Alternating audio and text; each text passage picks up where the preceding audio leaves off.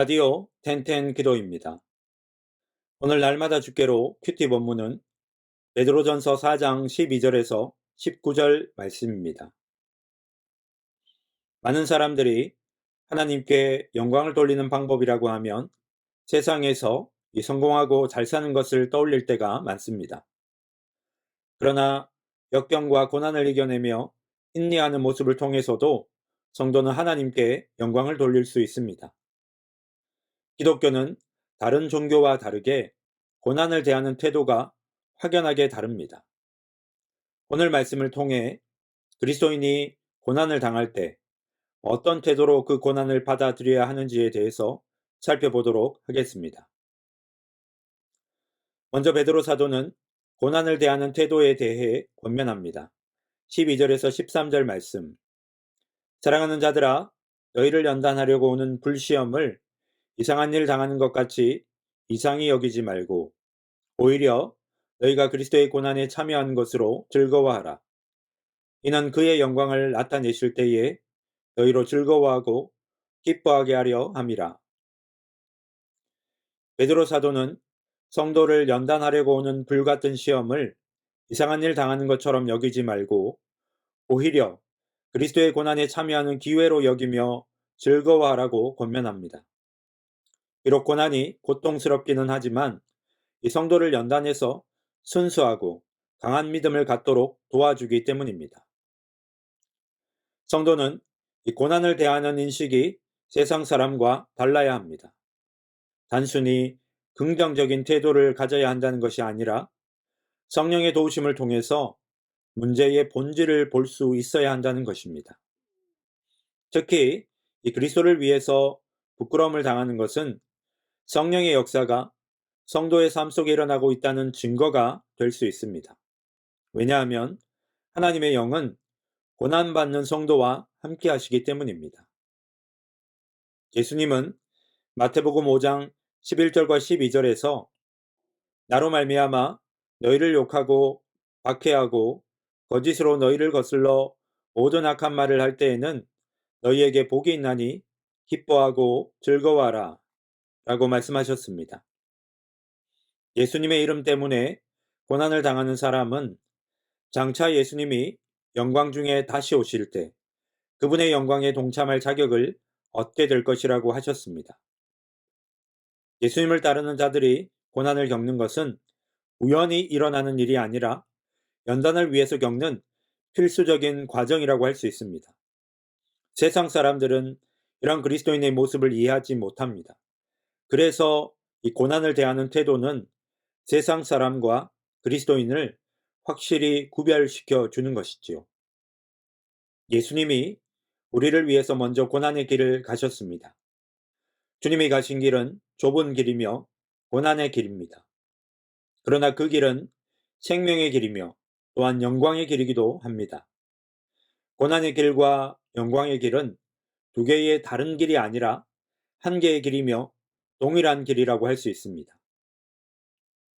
물론 고난이라고 해서 다 같은 고난일 수는 없습니다.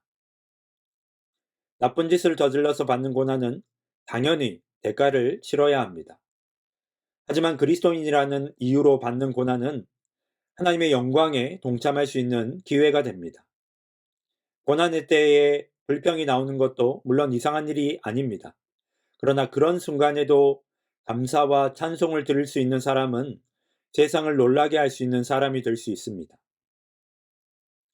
성도가 하나님의 영광을 드러내는 방식은 세상 사람들의 방식과 다릅니다. 성공과 부를 통해서만 하나님의 영광을 드러내는 것이 하나님의 방법은 아닙니다. 고난을 이겨내며 인내하는 모습을 통해서도 하나님께 영광을 돌릴 수 있습니다. 예수님도 고난을 받고 수치를 당하고 비참하게 죽으심으로 하나님의 영광을 드러내셨던 것처럼 이 성도도 고난을 통해서 하나님의 영광을 드러낼 수 있습니다. 예수님의 이름 때문에 고난당하는 자는 그때에 자신이 예수님께 속한 자라는 것을 확인할 수 있습니다.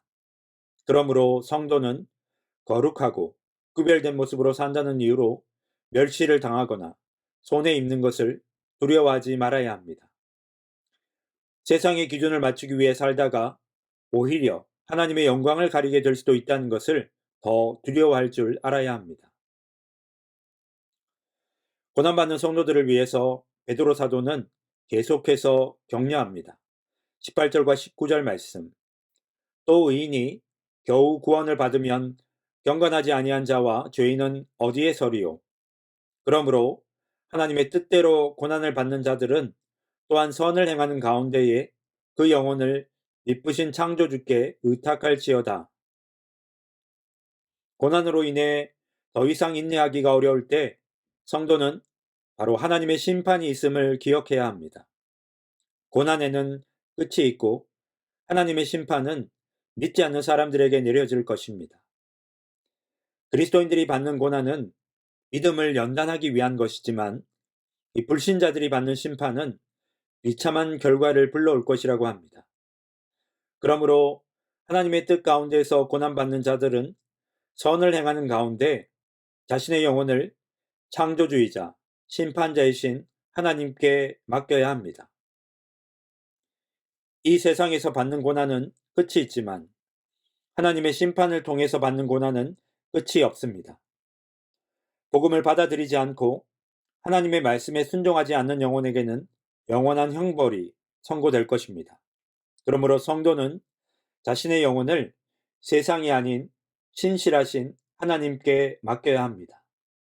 창조주이자 심판자이신 하나님을 인정하고 의지하면 이 땅에서 잠시 고난받는다 하더라도 영원한 생명을 누릴 수 있습니다. 그런 사람이 하나님의 뜻을 따라 고난을 이겨내고 선을 행하며 살 수 있는 것입니다. 원하는 대로 인생이 풀린다고 우리의 믿음이 자라는 것은 아닙니다. 고난을 통해서 우리는 하나님을 찾게 되고 이 고난을 통해서 우리는 자기 믿음의 실체를 보게 됩니다. 고난의 터널을 지나가게 되면 세상을 바라보는 눈과 하나님의 뜻을 생각하는 깊이가 달라집니다.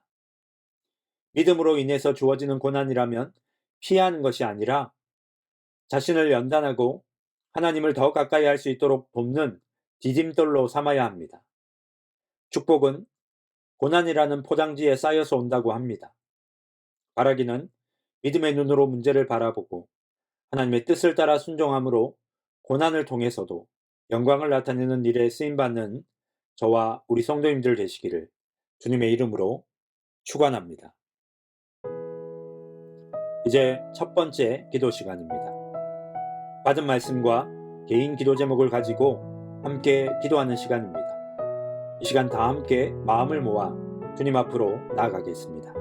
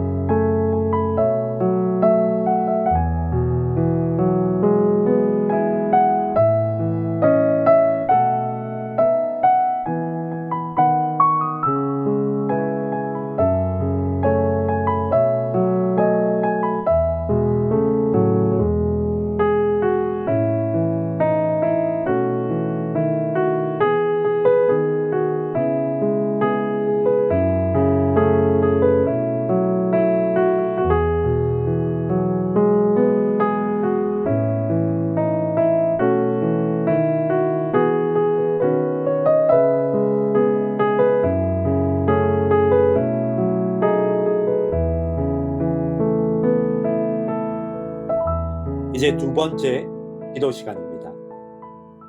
사람마다 마주하는 고난의 형태는 모두 다르지만 이 고난을 장애물이 아니라 하나님께 가까이 나아가는 디딤돌로 삼을 수만 있다면 우리의 믿음은 더 아름답게 성장할 수 있을 것입니다. 믿음의 눈을 열어주셔서 고난 가운데 담긴 하나님의 뜻을 분별하여 성장하고 성숙하는 디딤돌로 삼을 수 있는 은혜를 허락하여 주시옵소서. 이 시간 다 함께 마음을 모아 기도드리겠습니다.